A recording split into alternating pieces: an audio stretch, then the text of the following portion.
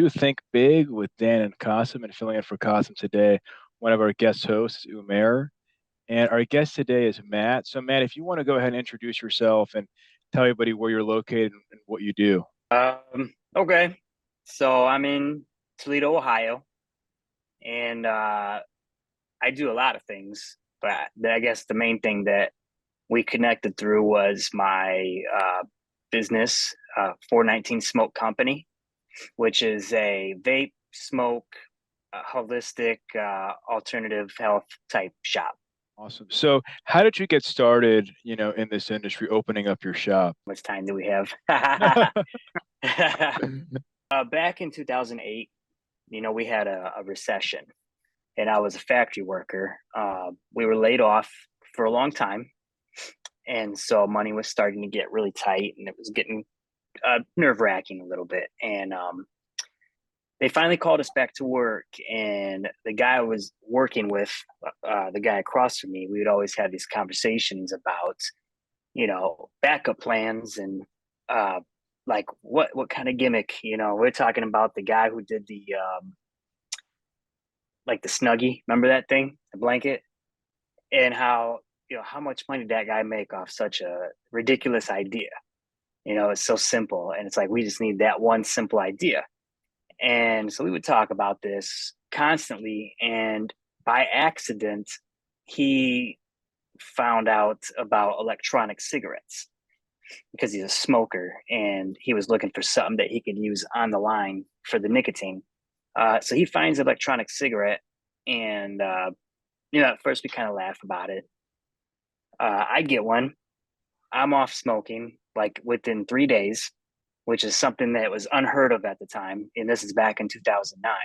And so we were just like, wow, what do we do with this?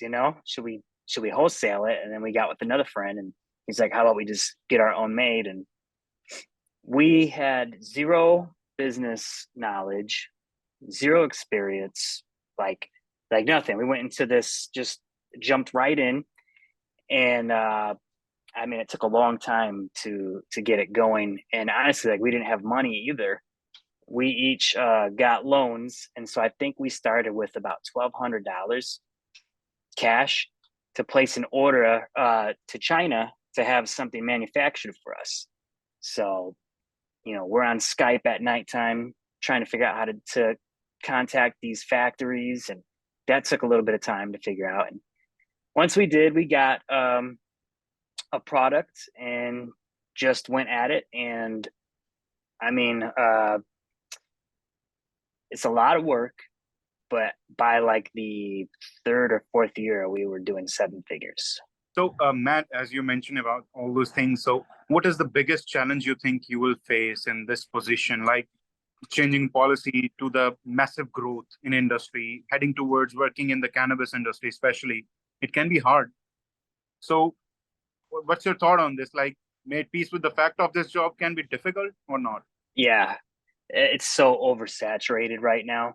I mean, you have a vape shop on almost every corner, basically, right now. Everybody knows that with the legalization of marijuana in many states, you're just waiting for it to come to your state, and then you want to be in line to go when it does become legal. So it's really aggressive. It's real political. And as far as like the shop, just having a shop right now, very competitive space. Very. I think the hardest part about it would be just that everybody's really like undercutting each other to win the sale, and the focus is it shouldn't be the price and trying to have like the best deal, but for us, excuse me, it's the best customer service, I think. And one of the things that I think sets us apart and what I think is really important that a lot of people miss is branding, because I think branding is super important for the success of a business. Branding is very important. So I guess in terms of branding and in terms of, scalability, how, like, what is your plan, I guess, in the near future? Like, would you plan on opening more shops, or, like, how are you planning on growing in like the next few years? Okay. Well, so I have a unique plan. So when we first started, when I told you, how we got into it, we started a brand called Revolver Electronic Cigarettes.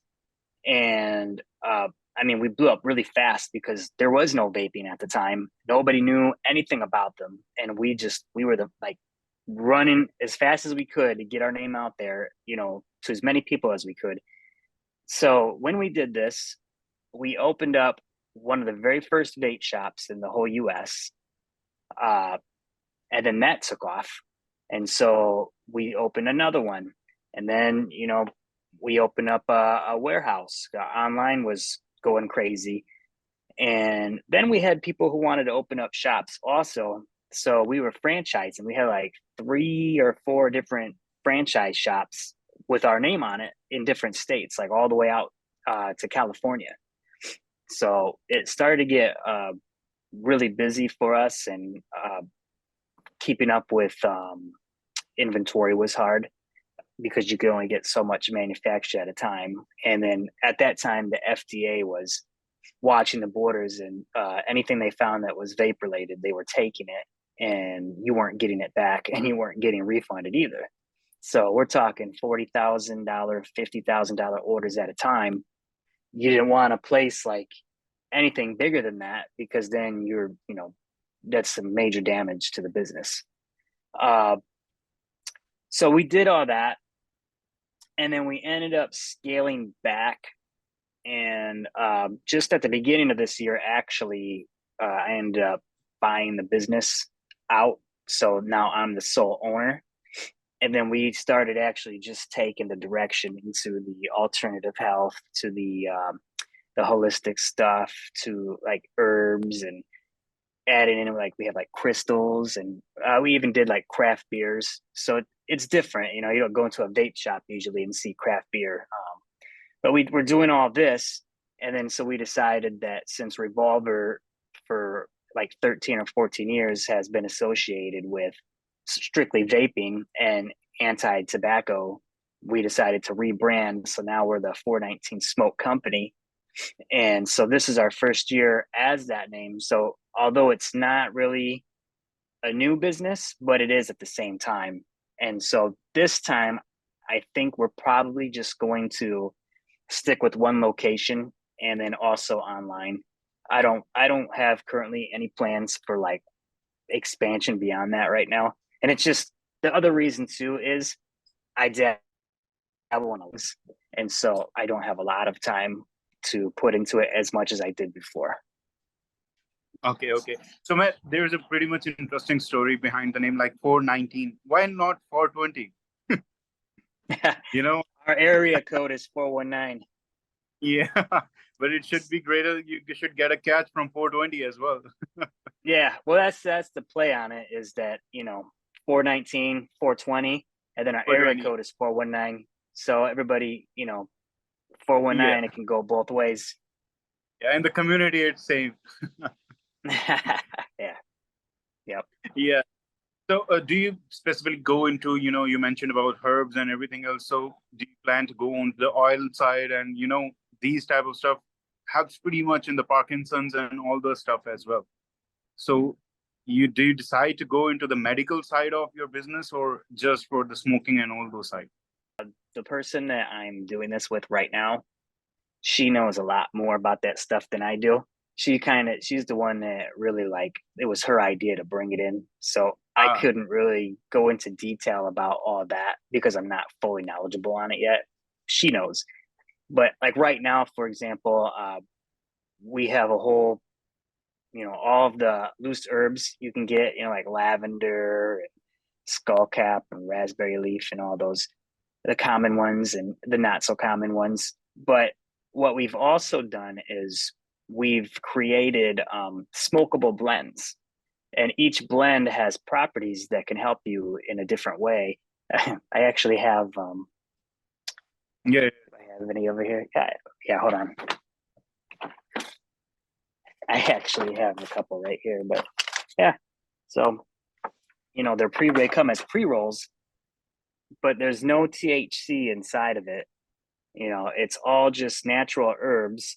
And so you're just, you get it to smoke it, for like if you want, better focus, or you have trouble sleeping, or you're kind of stressed, or so each blend goes and Use. helps with one of these different things. Yeah. And they're legit. We did a lot of obviously, testing and research. I can So they understand. do good. Yeah.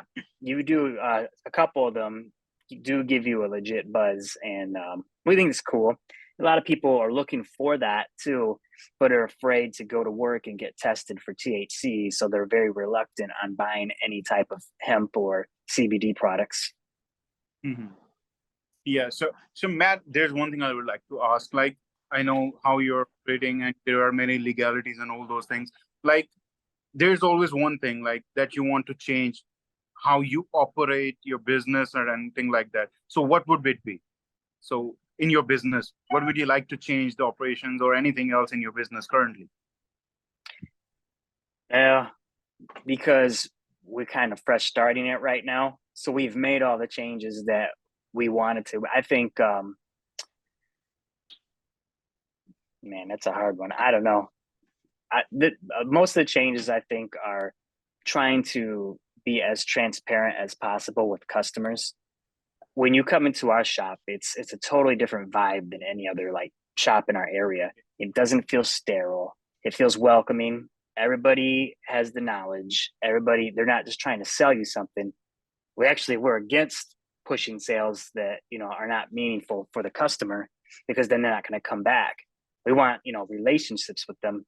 So I think let them know who we are, let them know what we're trying to do with them, making sure that they understand the products, making sure that they're getting exactly what they need, and it becomes more like this extended family than it does a retail shop. So No, Yeah, nice.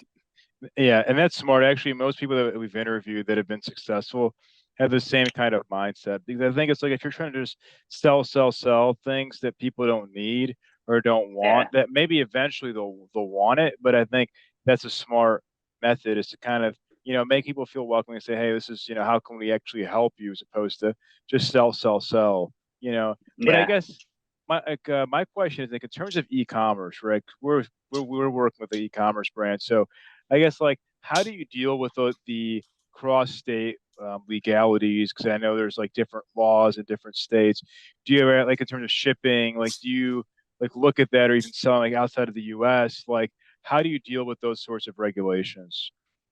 Well, we've never in the entire time in this industry have shipped outside of the US. It just to keep it simple. I want to keep everything easy for everyone on the team, and it gets complicated and expensive. And with like what you said, you're right. The laws are always changing, and it's hard to keep up with them sometimes. And one mistake, could really cripple you. So we're just not even. But what we do is we basically just keep track of what products can we sell online, what can't we, and then cleverly come up with loopholes. uh, we have what we're setting up right now is where they'll be able to make these purchases online of everything, but they'll have to actually come to the store to pick it up. So although it's not quite like shipping, as far as I'm just talking about local right now, but it's not like shipping, but it is very it can help a lot of people who we do drops with some products that there's not a lot of.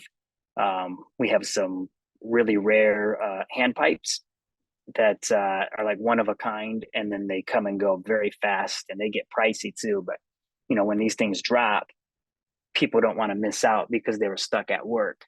So first come, first serve, whether you're in the store or online, you know, we want it to be fair for everybody. And I think the people that follow us online, especially, getting the updates because they follow us on social media, and if they're at work and they get it, it is fair dibs. And it's, probably better that they do get it and be happy because they're the ones who support us the most. No, that's awesome. For being on there. No, yeah, yeah. So I guess in terms of social media, like what have you found to be the channel that's like the most like helpful for your business? I mean, Instagram, obviously that's where we connected, but like do you use TikTok, Twitter, Facebook? Like where else are you, I guess, or where have you gotten like the most reach? Well, it's hard for us. Uh, like I signed up for Twitter and was banned immediately. So our account is a read-only account. We can't make any posts or do anything with it. So we're like, we're not doing Twitter. Um, Facebook, obviously, but I'm like one strike away from getting that page deleted. Our previous page, Revolver, before we rebranded it, we just had it actually deleted on 420 by Facebook because we did a promo for a 420 sale. So they just deleted all 13 years of everything, all the followers, reviews, everything, pictures. Didn't give us a chance to get it back. So Facebook, I think, is the trickiest. We have a lot of success on Instagram. We just were able to grow Instagram the fastest. We just kind of have that one figured out a little bit better. But although engagement on there is, it's okay. Sometimes it's high. Sometimes it's just, it is what it is. But we get a lot of conversions from it for sure. So, so I guess, yeah, and I was curious, like, I'm sorry to cut you. I was just curious, like, because you said that you got banned. Like, I guess I haven't trouble understanding why they would ban you because it's like you're not doing anything illegal. It's like what was their reason? It makes like to me, it makes no sense. Yeah, I don't know. They're what they do is they'll send you their policy against firearms and tobacco and illegal drugs. So anything that has to do with CBD or hemp, it's all automated. So they have an algorithm that reads into certain things. And if it translates it out to be one of those things, you're toast. Sometimes you're good enough to fly under the radar, which usually we are. But once you get a strike, they have you on lock and they're watching. So that makes it harder. So I'm just like, what do I even post anymore on there? Because I'm so afraid that everything I've been working on the last 6 months on this new page is just gonna be thrown out.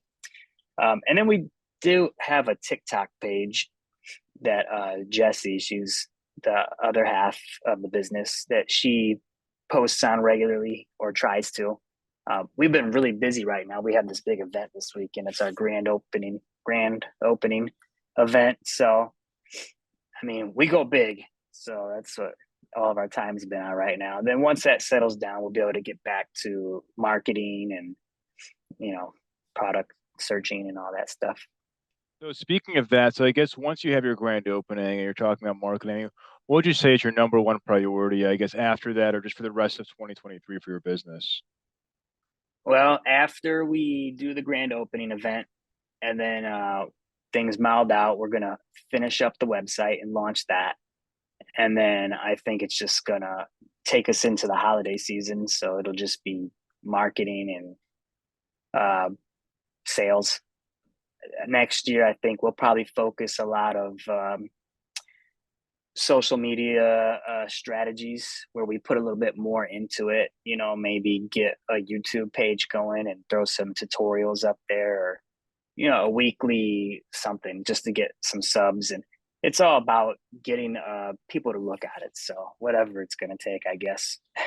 100%. So I guess in terms of, because you mentioned social media can be tricky in the industry, but do like a lot of people find you directly from Google, like, find your website? Like how has that been working for you?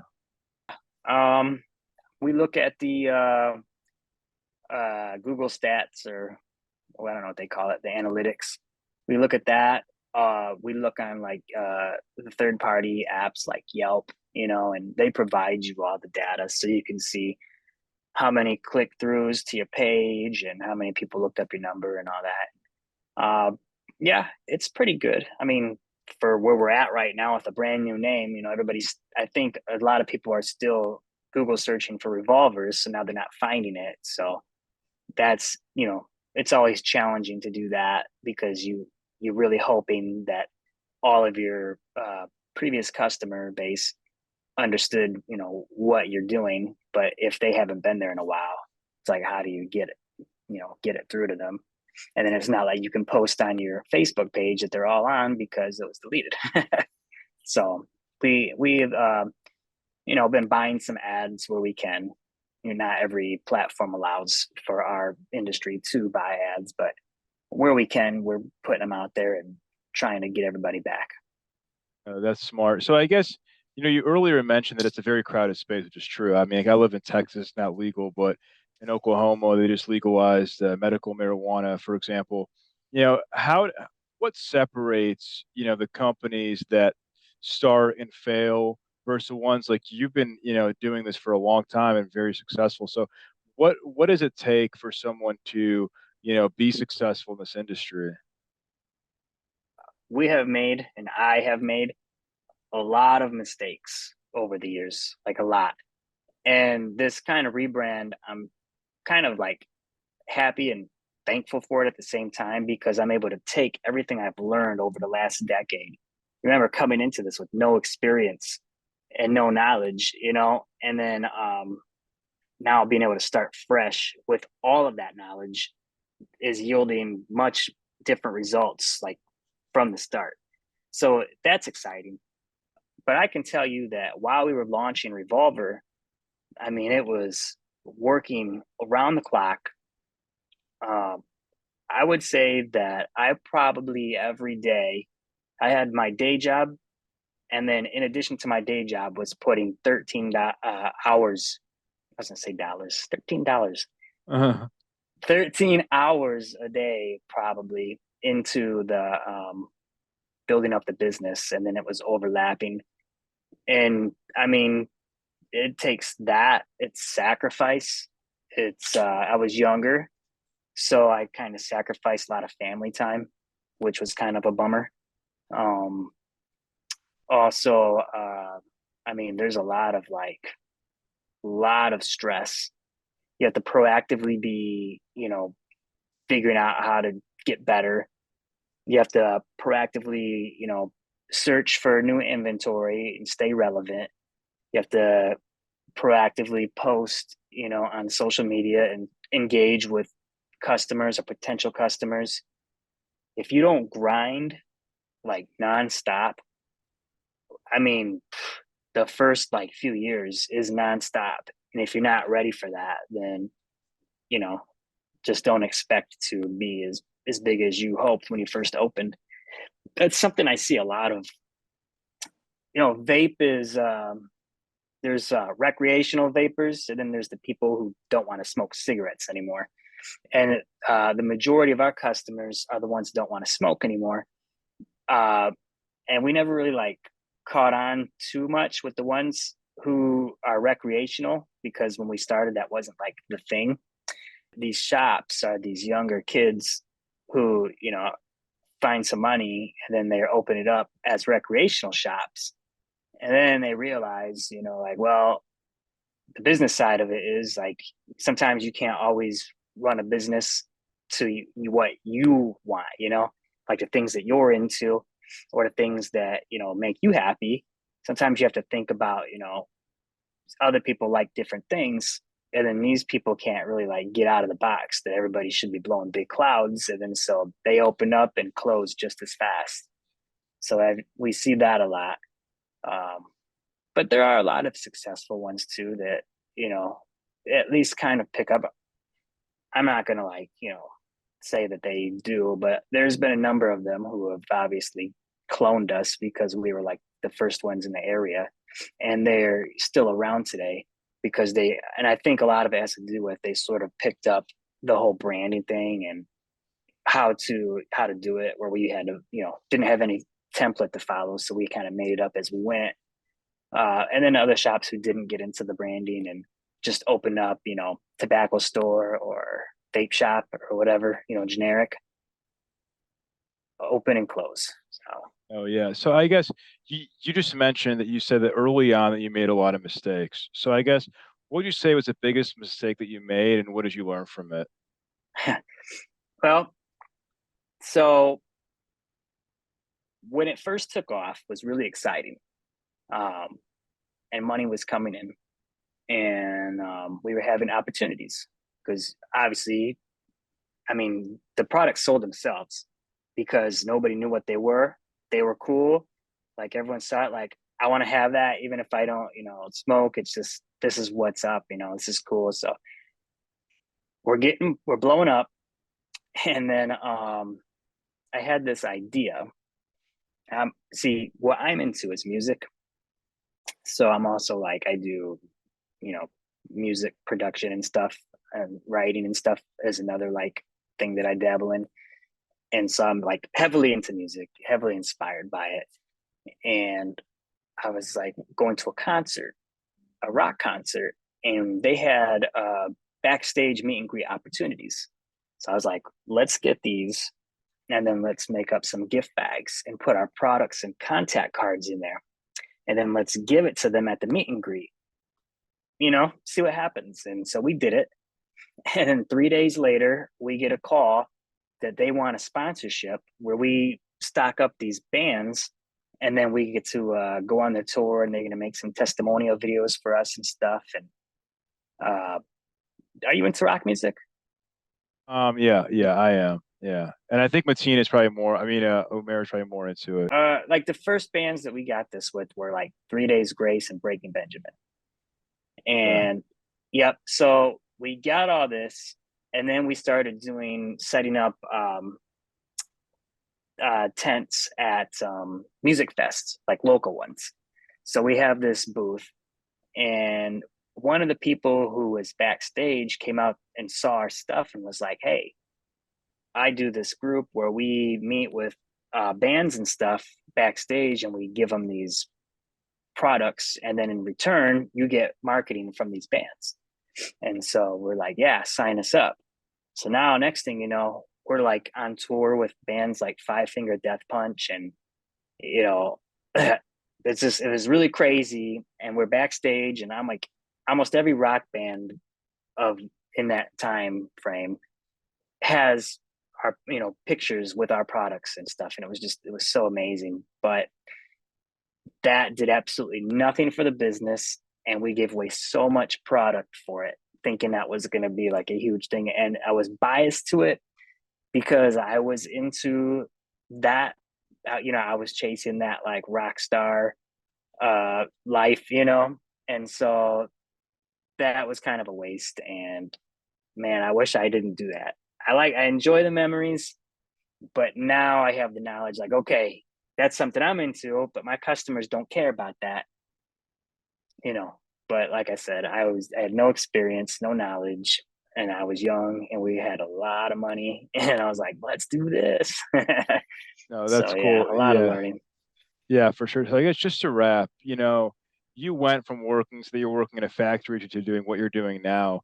If somebody's in the same position that you were in and they have big dreams and a big idea to be an entrepreneur, what advice would you get to somebody who's in that position about what's possible, what you've done like in your career? Well, it's not going to always work out, but you can't just like stop. And I've had other businesses that actually I thought were a great idea and put a lot of money into them, because once we started getting money from this, now we're like, let's take some of that money and move it over here and do this. We had a clothing store. We opened it up in a mall, and like we were just thought we were like, invincible, but it didn't work out. So we just, you know, write it off, move on. You can't be like afraid to do something because of failures or fear. Fear is a big one. You can't be afraid. I think like a business having debt, like if you're afraid you're going to owe all this money, but most businesses all have debt.